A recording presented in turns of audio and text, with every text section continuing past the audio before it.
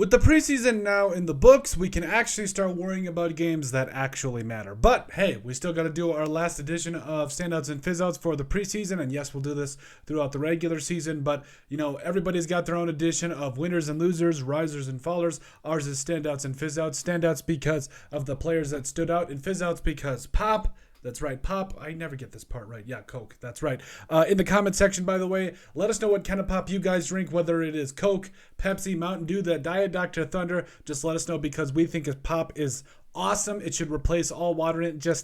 That should be the only thing we should be allowed to drink is pop. That's how good it is. But today we're here to talk about the standouts and fizzouts, and let's get right into it. So it starts with the standouts for me. It's Aiden O'Connell. This guy, I know that didn't throw any touchdowns in the Raiders 16-31 loss to the Dallas Cowboys. I don't care. It's preseason, but overall, I felt like he continues to impress and did a lot of good things.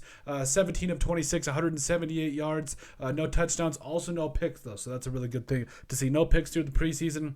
I just think there's so many positive things to build on with Aiden O'Connell. To me, I think he easily earned himself a roster spot. Another guy, Chase Garbers, I forgot to put him on the list, but 5 of 6, 46 yards. I mean, the Raiders do have themselves kind of a tough decision here in the quarterback position. So, but overall, it's never a bad problem to have. Daniel Carlson. I love Daniel Carlson. He's the one that got away for my Vikings, but then my Raiders were able to get him, so it was kind of a win-win. Nailed that 62-yarder right before the end of the half. Hit a couple of big-time field goals. Hit was 3 for 3 on the night. He doesn't get any better than Daniel Carlson.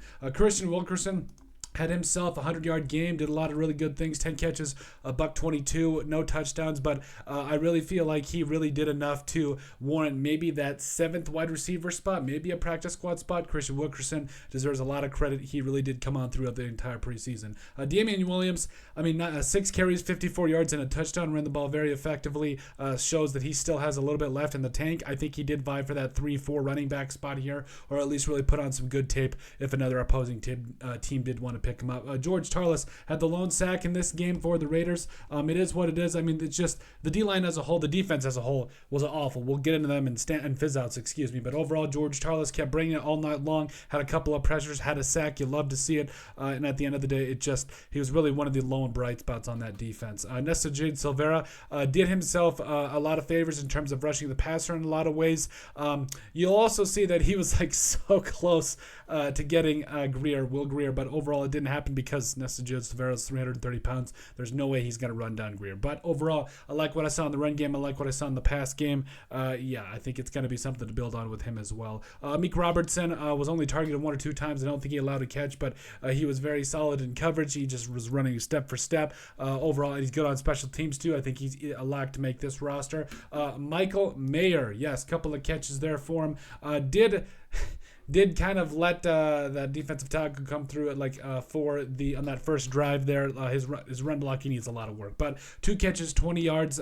He is a guy that you got to be really excited about. I think especially as the Raiders really implement him more into the game plan and really get him working on his his run blocking, and his pass blocking for that matter. But I think he's going to be a really big find for this offense. Drake Thomas continues to impress me.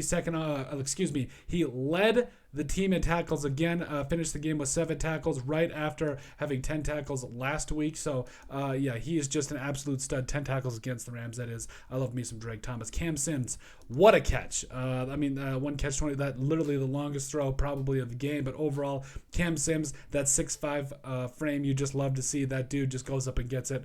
It doesn't get a whole lot better than that. Sincere McCormick also ran the ball very well. 5 carries, 27 yards, 5.4 yards per carry. I love to see it overall. So, offensively, I really wasn't that disappointed.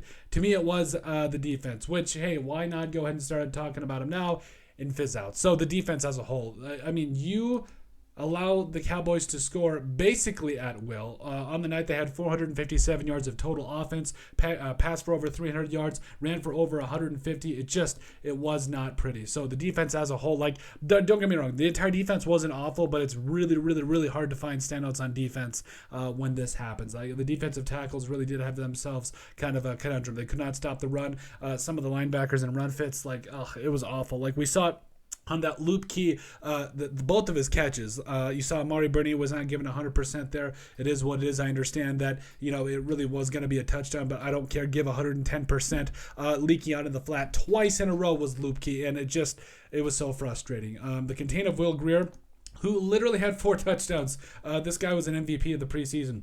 So a pass for 2, 29 of 35 for 305 yards, 2 touchdowns. Also had 10 carries for 53 yards and 2 touchdowns. Luke Key, like we mentioned, had over 120 all-purpose yards and had himself a touchdown through the air as well. It just wasn't pretty in any facet for the defense.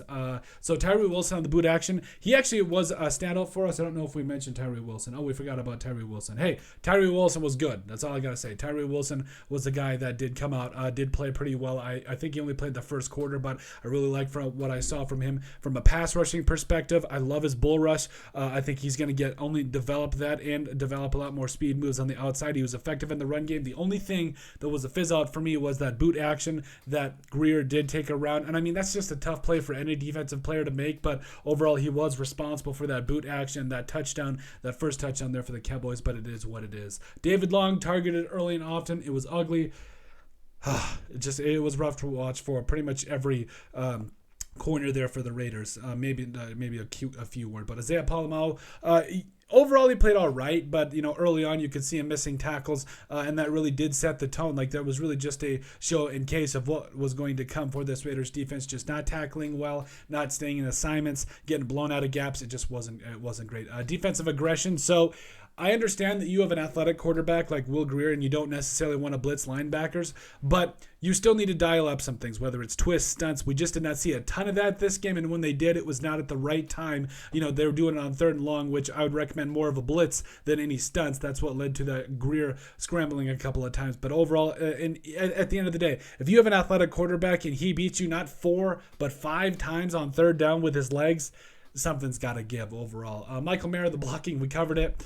Got to see some improvement throughout the regular season, which I think we will, but it is what it is. And then finally, Malcolm Koonce did miss that sack on the first Cowboys drive there, but I think it's okay. I think he's still going to make the team. But that really did, like I said, that just set the tone. It was a rough night for the Raiders defense. Hopefully, they've got some dudes that can come back in and do some good things for them during the regular season. But that is it. That is our latest edition of Standouts and Fizzouts for the Las Vegas Raiders versus the Dallas Cowboys. Let us know what you guys think. Make sure you guys like, comment, and subscribe down below. All that wonderful stuff. And also, hey, standouts and fizzouts for a reason. Standouts because of Pop. That's right.